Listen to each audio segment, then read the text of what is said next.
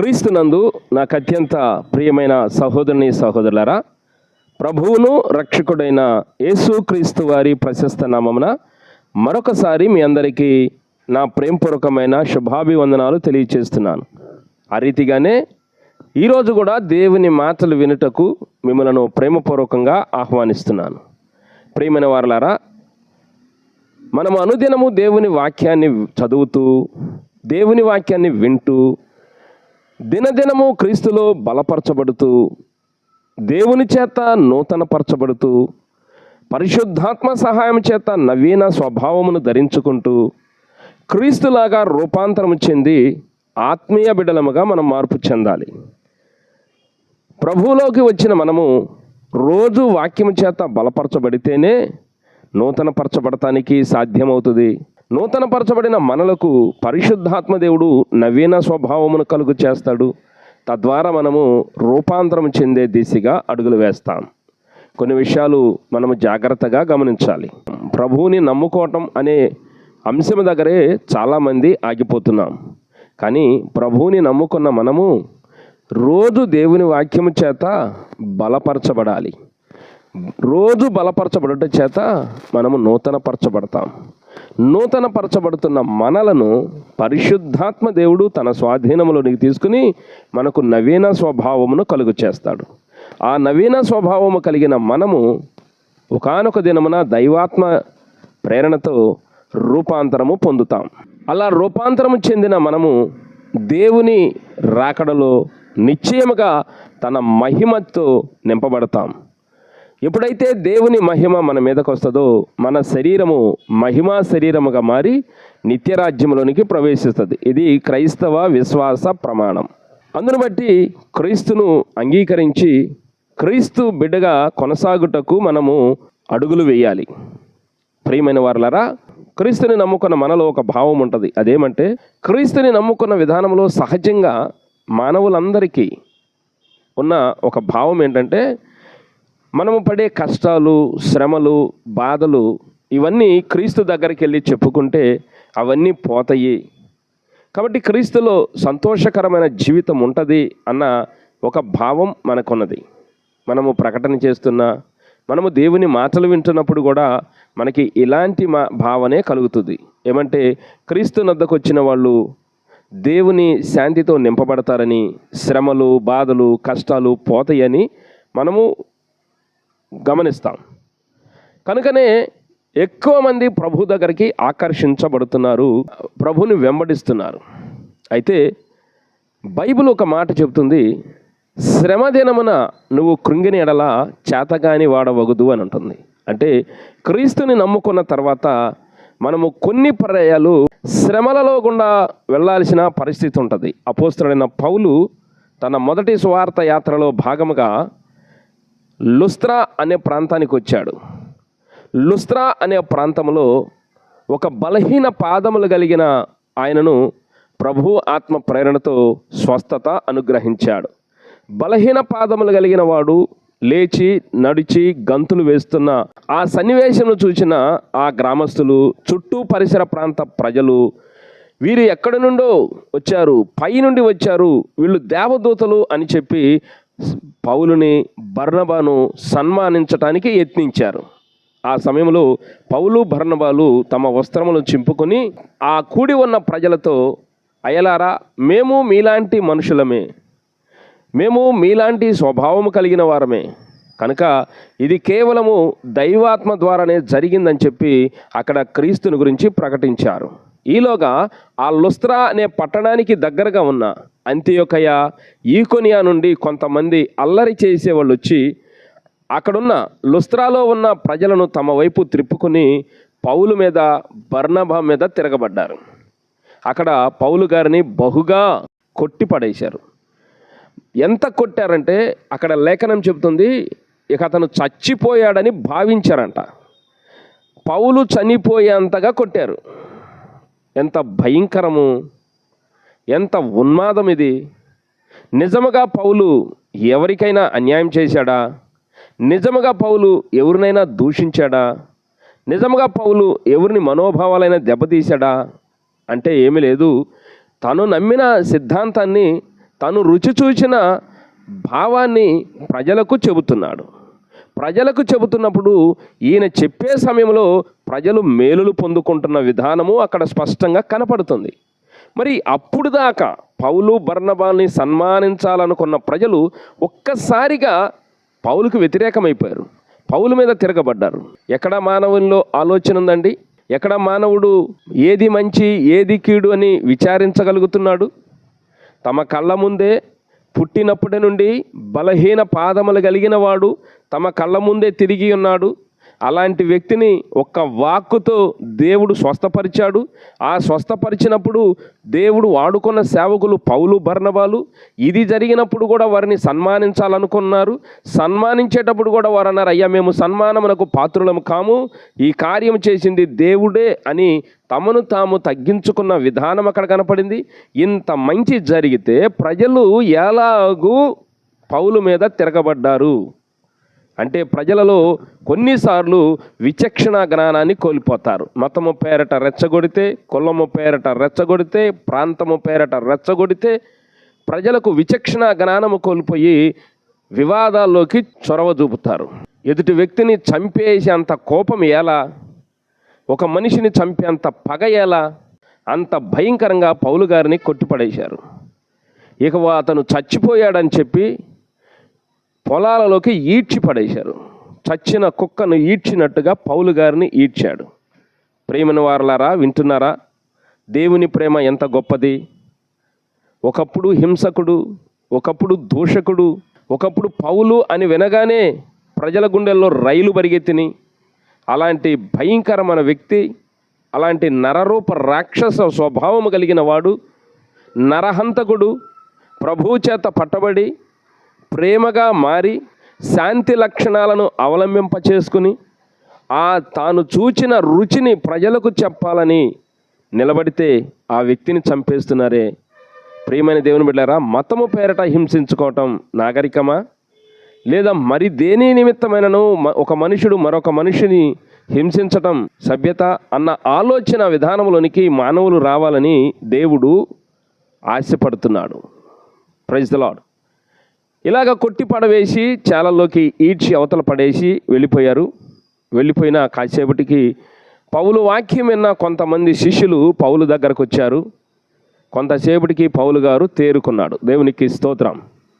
ఆయన తేరుకుని వారితో పాటు పట్టణంలోకి వచ్చి అక్కడ నుండి దెర్బే, పక్కనే ఉన్న దెర్బేకు వెళ్ళాడు.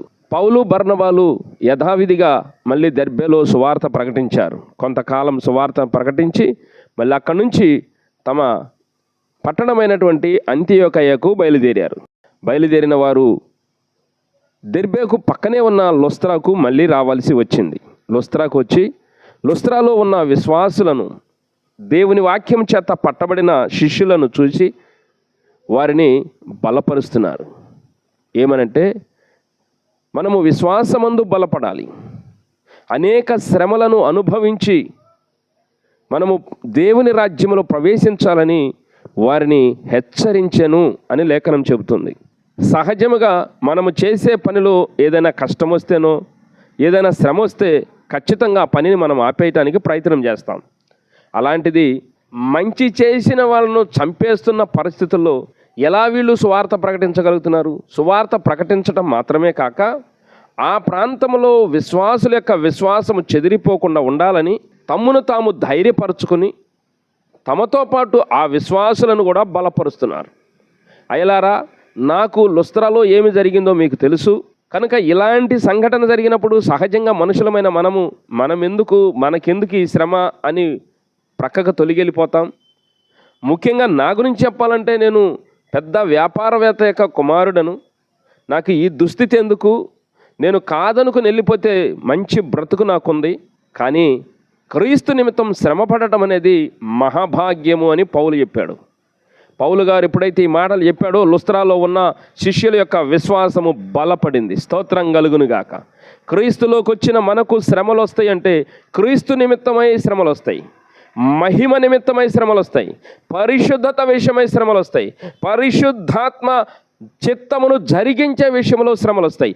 ఆ శ్రమలు తాత్కాలికంగా మనల్ని బాధించిన, ఆ శ్రమలు తాత్కాలికంగా మనకి భయమును కలిగించిన, కానీ నిత్య ఆనందముతో నింపటానికి హేతు అవుతాయి. క్రీస్తుని నమ్ముకున్న వాళ్ళని చంపేస్తాం, క్రీస్తుని ప్రకటించే వాళ్ళని చంపేస్తామని అనాది నుండి మానవులు క్రూర మృగాలై వెంటబడుతున్నారు. ఎంతమందిని చంపినా, ఎన్ని రకాలుగా చంపినా, ఎంత బాధపరిచి చంపినా విశ్వాసములో వారు నూతన ఆనందమును, నూతన బలమును పొందుతారే తప్ప మరొకటి కాదు అని ఈ ఇతివృత్తాంతము మనకి బోధిస్తుంది. కాబట్టి ప్రియ దేవుని బిడ్డలారా, క్రీస్తుని నమ్ముకుంటే మన శ్రమలు పోతాయి అనే విషయమును కాస్త పక్కన పెట్టి, క్రీస్తుని నమ్ముకుని క్రీస్తు కొరకు ఒక మంచి సోల్జర్గా నిలబడి క్రీస్తు సువార్త సర్వమానవాళికి అంది క్రీస్తు ప్రేమలోనికి ప్రజలు వచ్చేట్లుగా బాధ్యత తీసుకుని దాని కొరకు కష్టపడటం మనము సమాయత్తం అవ్వాలి. దాని కొరకు శ్రమ పడటానికి మనము 100% సమ్మతం తెలపాలి. ఇది కదా నిజమైన ప్రేమ, ఇది కదా సర్వమానవాళికి తెలియాల్సిన శాంతి సమాధానం, ఇది కదా ప్రజలకు తెలిస్తే, ఈ విషయంలో కనుక ప్రజలు వస్తే సర్వమానవాళి సురక్షితం సుభిక్షం. మనము మాత్రమే అనుకుంటాం అందరం బాగుండాలని. అందరము బాగుండేది ఎప్పుడంటే కేవలము ప్రేమ ఉన్నప్పుడే. అట్టి ప్రేమను, నిష్కల్మషమైన ప్రేమను తెలియచేసేది క్రీస్తు సువార్త. ఆ సువార్త అనుసరించినప్పుడు కానీ, ఆ సువార్తను ప్రకటించేటప్పుడు కానీ కొన్ని పర్యాయాలు మనకి శ్రమలు సంభవిస్తాయి. ప్రియమైన వారలారా, శ్రమలు 2 రకాలు. లోక సంబంధముగా ఈ లోకమును సంపాదించుకోవాలని మనము ప్రయత్నం చేసే ప్రయత్నాల ద్వారా వచ్చే శ్రమలు, క్రీస్తు నిమిత్తం వచ్చే శ్రమలు. లోకమును సంపాదించుకోవాలనుకున్నప్పుడు పడినటువంటి శ్రమలలో తాత్కాలికంగా మేలైన అది తర్వాత కాలంలో కనుమరుగైపోతుంది. ఎంతోమంది చక్రవర్తులను మనం చూస్తాం, ఎంతోమంది సామంతులను మనం చూస్తాం, ఎంతోమంది భూస్వాములను మనం చూసాం, చరిత్రలో మిగిలిపోయారు. అలెగ్జాండర్ లాంటి గొప్ప వీరులు, ప్రపంచ విజేత ఒకే ఒక స్టేట్మెంట్ ఇచ్చాడు: ఈ లోకంలోనికి వస్తూ నేనేమి తీసుకురాలేదు, లోకంలో నుండి వెళుతూ నేనేమి తీసుకొని పోవటం లేదని. ఇలాంటి అద్భుతమైన అనుభవం వాళ్ళు మన ముందుండి అనుభవించి సమాజానికి నీతి కలగాలి, శ్రేయస్సు కలగాలని వారు జీవితాన్ని ఒక సూచికగా చూపిస్తే, ఆ మాటలు వింటున్న మన జీవితాల్లో కలగాల్సిన మార్పు ఏమిటంటే, ఈ లోకంలో మనం ఏది సంపాదించినా అది తాత్కాలికమే. అది ఏదో ఒక రోజు మన యొద్ద నుండి వెళ్ళిపోతుంది, లేదా దానిని వదిలిపెట్టి మనం వెళ్ళిపోతాం. కానీ శాశ్వతమైంది, నిత్యమైంది, మనము సంపాదించుకోవలసిన బాధ్యత మన మీద ఉందన్న కనీస జ్ఞానమును మనము కలిగి ఉందాం. ఈ లోకంలో మనం ఏది సంపాదించినా నిలబడదు. ప్రియులారా వినండి, వంశం వంశం వంశం అని చెప్తాం. ఎన్ని వంశాలు మనకు ముందు తరాల్లో అంతరించిపోయినాయో, బాగా ప్రజ్వలించి ప్రకాశించినటువంటి వంశాలు, తేజరిల్లినటువంటి వంశాలు, రాజవంశీకులు ఏమైపోయారు? కనుక అన్నీ అవసరమే. వంశం అవసరమే, డబ్బు అవసరమే, సంపద అవసరమే. అది ఎంతవరకు అంటే మితముగా. సొలొమోను భక్తుడు అన్నాడు, నాకు సరిపోవునంత చాలు, ఎక్కువైనా నేను నీ మీద తిరగబడతా, తక్కువైనా నేను నిన్ను వదిలిపెడతా. కనుక నాకు సరిపోవునంత, నా జీవితానికి కావాల్సినంత నాకు ఇవ్వమని దేవుణ్ణి అడిగాడు. ఏ మనుషుడైనా కోరుకోవాల్సింది ఇదే కదా, ప్రశాంతమైన జీవితం. సరిపోవునంత ఉంటే హాయి. ఆ ప్రశాంతమైన జీవితం మనకి రావాలంటే క్రీస్తు మాత్రమే మనకి ప్రశాంతతను ఇస్తాడు అనేది వాక్య సత్యం. ప్రియమైన వారలారా, ఈ సందర్భంలో పౌలు సువార్త ప్రకటిస్తూ అనేకమైనటువంటి శ్రమలను అనుభవించాడు. అనేక శ్రమలను పౌలు అనుభవించాడు. ఆయన తను అనుభవించిన శ్రమలను కొరింథీ పట్టణంలో ఉన్న సంఘమునకు వివరిస్తూ చెప్పాడు. కొరింథీలకు రాసిన 2వ పత్రికలో ఈ మాటలు చెప్తున్నాడు. అనేక పర్యాయాలు నేను చెరసాల్లో ఉన్నానయ్యా, అనేక మార్లు దెబ్బలు తిన్నాను, 5 మార్లు ఒకటి తక్కువ 40 కొరడా దెబ్బలు తిన్నాను, 3 మారు బెత్తములతో కొట్టబడ్డాను, ఒక రాత్రింబగళ్ళు సముద్రంలో ఉన్నాను, 3 మారు వాడ పగిలి శ్రమపడ్డాను. ఇంకా ప్రయాణాలలో అయితే చెప్పేదే లేదు. నదుల వలన ఆపద, దొంగల వలన ఆపద, స్వజనుల వలన ఆపద, కపట సహోదరుల వలన ఆపద, ఎన్నో ఇబ్బందులు నేను పడినా కొన్నిసార్లు అయితే దిగంబరిగా ఉండాల్సిన పరిస్థితి ఉంది, కొన్నిసార్లు అయితే ఆకలి దప్పులతో ఉండాల్సిన పరిస్థితి వచ్చింది. ఇన్ని శ్రమలు పడుతున్నా వీటన్నిటికంటే నన్ను మరింత బాధపరిచేది సంఘములను గురించిన చింతన. వాట్ ఏ గ్రేట్ అండి, స్తోత్రం, హల్లెలూయా. ఎంత గొప్ప మాట అండి. నాకు కలిగిన శ్రమలు ఎక్కువేమీ కాదు, నాకు వచ్చిన శ్రమలను బట్టి నేను కృంగిపోవట్లేదు. కానీ నేను ఒకటే బాధపడుతున్నా, సంఘములు క్షేమముగా ఉండాలి, దేవుని సంఘము పవిత్రంగా ఉండాలి, దేవుని సంఘము సురక్షితంగా ఉండాలి. దాని కొరకు నేను అహర్నిశలు ప్రార్థన చేస్తున్నానని పౌలు భక్తుడు చెప్పాడు. జాగరణముల ద్వారా, ఉపవాసముల ద్వారా నేను శ్రమలలో ఉన్నాను అంటున్నాడు. ప్రియమైన వారలారా, ఇవన్నీ కూడా పరిశుద్ధత కొరకు శ్రమలు, ఇవన్నీ కూడా క్రీస్తు రాజ్య విస్తరణలో శ్రమలు. పౌలు అన్నాడు, మనమందరము మంచి సైనికుని వలె పోరాడదామని. క్రీస్తు సైనికులుగా మనం ఉండాలి. క్రీస్తు సువార్తను ప్రజలలో వెదజల్లుటకు, క్రీస్తు సువార్తను వ్యాప్తి చెందించటలో మనమంటూ బాధ్యత తీసుకోవాలి. అది నిజమైన క్రైస్తవ్యం. అతి కృప దేవుడు మనకిచ్చును గాక. రండి, ప్రభు హస్తము నీడకు కలిసి ప్రార్థనలో ఉందాం. దయచేసి కళ్ళు మూయండి. మహాపరిశుద్ధ తండ్రి, మీ పాదములకు వందనాలు. ఈరోజు మీరు ఇచ్చిన వర్తమానము కొరకై వందనాలు. క్రీస్తును అంగీకరించిన వారు క్రీస్తు కొరకు లేదా నీతి కొరకు, పరిశుద్ధత కొరకు శ్రమలు అనుభవించాల్సి వచ్చినప్పుడు ఏమాత్రము సందేహపడక, ఏమాత్రము భయపడక శ్రమలను మహదానందముగా అనుభవించాలన్న సందేశమును మీరు మాకిచ్చారు. శ్రమలను చూసి భయపడిన, శోధనలలో పడిపోయినా క్రీస్తుకు తగిన బిడ్డలు కారు అన్న సందేశాలు మమ్మల్ని ఎంతగానో బలపరుస్తున్నవి. అందును బట్టి మిమ్మల్ని స్తుతిస్తున్నాం. పౌలు గారు తన జీవితంలో మిమ్మల్ని అంగీకరించినప్పుడు తన యొక్క జీవితం ఎలాగుందో, మిమ్మల్ని అంగీకరించినాక తన జీవితం ఎలాగ మారిపోయిందో కొట్టవచ్చినట్లుగా మాకు తెలియచేశారు. మరియు పౌలు గారు మీ సువార్త ప్రకటించే విధానంలో ఎన్ని శ్రమలు అనుభవించాడో మాకు తేటతెల్లం చేశాడు. ప్రభు, మేము శ్రమల్లో ఉన్నామని చెప్పుకుంటున్నాము, కానీ ఆ శ్రమలు మాకు సంబంధించినవి, మా దురాశలకు సంబంధించినవి, మా కోరికలకు సంబంధించినవి, మా వ్యక్తిగతానికి సంబంధించినవి. కానీ నిజముగా నీతిని ధరించి మీ కొరకు శ్రమలు పడే భాగ్యము మాకు దయచేయండి. మీ సువార్తలో పాలిభాగస్థులమయ్యే భాగ్యం మాకు దయచేయండి. తద్వారా మమ్మల్ని నూతనపరిచి పరిశుద్ధాత్మ సహాయం చేత మాకు నవీన స్వభావమును ధరింపచేసి రూపాంతరము పొంది శరీర సంబంధమైన మేము ఆత్మ సంబంధమైన పరలోక వారసులమయ్యే భాగ్యం మాకు దయచేయమని మీ వాక్యపు వెలుగులోకి వచ్చిన మీ బిడ్డలందరినీ మీ చేతులకు అప్పగిస్తూ, మీ బిడ్డలందరి మీద మీ దయగలన హస్తమును ఈ పొద్దు చాపండి. వారిలో కొంతమంది బలహీనులైన వారు ఉన్నారు, కొంతమంది వ్యాధిగ్రస్తులై ఉన్నారు, కొంతమంది భయముల మధ్య ఉన్నారు, కొంతమంది చెడు అలవాట్లకు బానిసై ఉన్నారు. అనేక రకాలైనటువంటి నొప్పులతో, సమస్యలతో, శ్రమలతో, ఆర్థికపరమైన ఇబ్బందులతో, ఇరుగు పొరుగు వారి సమస్యలతో నలిగిపోతున్నారు. ఆ బిడ్డలందరినీ మీ సిలువ నీడకు తీసుకుని వచ్చుటకు మీరు ఇచ్చిన భాగ్యాన్ని బట్టి స్తోత్రాలు. ఆ బిడ్డలందరినీ మీ చేతులకు అప్పగించుకొనుచుండగా ఈ పొద్దు వారందరి మీద మీ కనికరం ఉంచి, మీ రక్తమును ప్రోక్షించి, ఎవరికి ఏమి కావాలో అవన్నీ మీరు అనుగ్రహించమని, వ్యాధిలో ఉన్న వారికి స్వస్థతను దయచేయండి, భయములో ఉన్న వారికి విడుదల దయచేయండి, భయకంపితులైన వారికి ధైర్యమును సమకూర్చండి.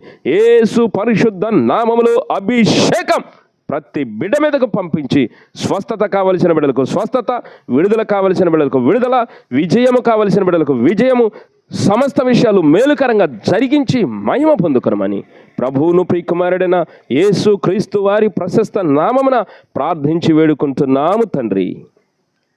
ఆమెన్. ప్రియులారా, దైవాశీస్సులు, దేవుని కృప తోడయుండును గాక. ఆమెన్.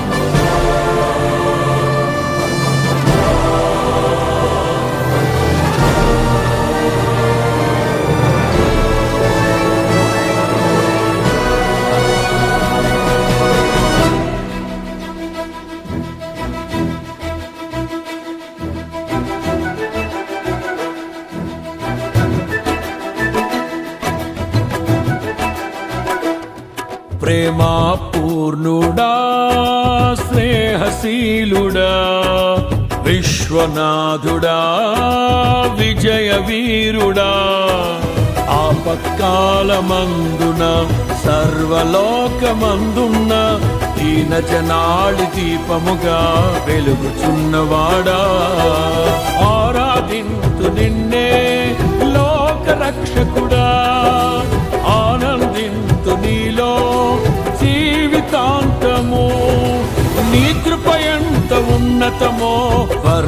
వర్ణించలేను స్వామి, నీ కృపయందు తుది వరకు నడిపించు యేసయ్యా. ప్రేమ పూర్ణుడా, స్నేహశీలుడా, విశ్వనాథుడా, విజయ వీరుడా.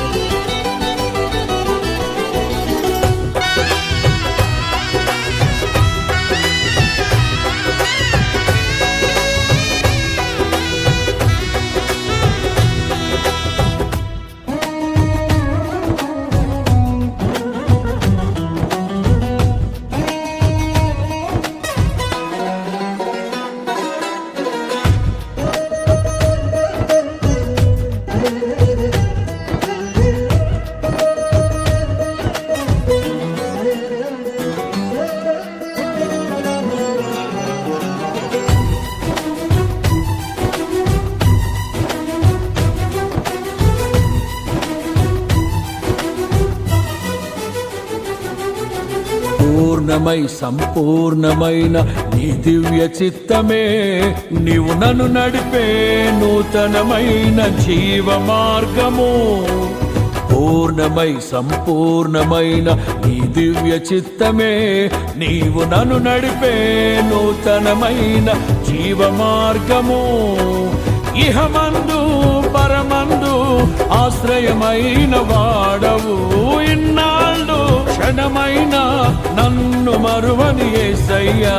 నా తోడు నీవుంటే అంతే చాలయ్యా, నా ముందు నీవుంటే భయమే లేదయ్యా.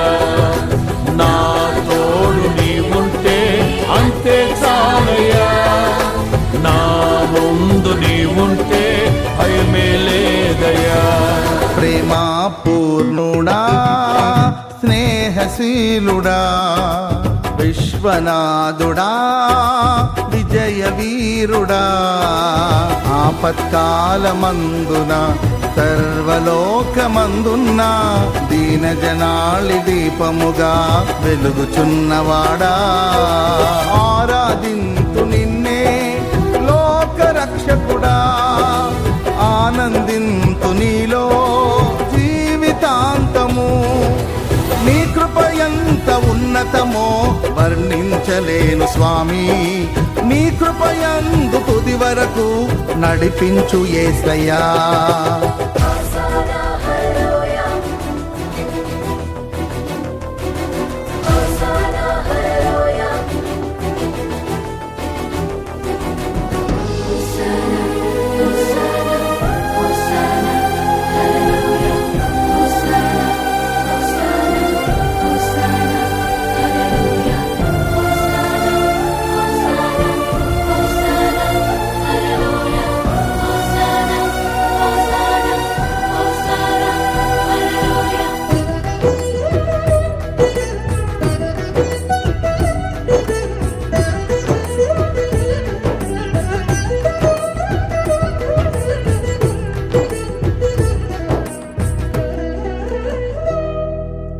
భాగ్యమే సౌభాగ్యమే నీ దివ్య సన్నిధి, బహు విస్తారమైన నీ కృప నాపై చూపితివి. భాగ్యమే సౌభాగ్యమే నీ దివ్య సన్నిధి, బహు విస్తారమైన నీ కృప నాపై చూపితివి. బలమైన ఘనమైన నీ నామమందు అర్చించి భజించి కీర్తించి గణపరతు నిన్ను యేసయ్యా. నా తోడు నీవుంటే అంతే చాలయ్యా, నా ముందు నీవుంటే భయమే లేదయ్యా. నా తోడు నీవుంటే అంతే చాలయ్యా, నా ముందు నీవుంటే భయమే లేదయ్యా. ప్రేమా పూర్ణుడా, స్నేహశీలుడా, విశ్వనాథుడా, విజయ వీరుడా. ఆపత్కాలమందున సర్వలోకమందున్న దీనజనాళి దీపముగా వెలుగుచున్నవాడా. ఆరాధింతు నిన్నే లోకరక్షకుడా, ఆనందింతు నీలో జీవితాంతము. నీ కృప ఎంత ఉన్నతమో వర్ణించలేను స్వామి, నీ కృప యందు తుది వరకు నడిపించు యేసయ్యా.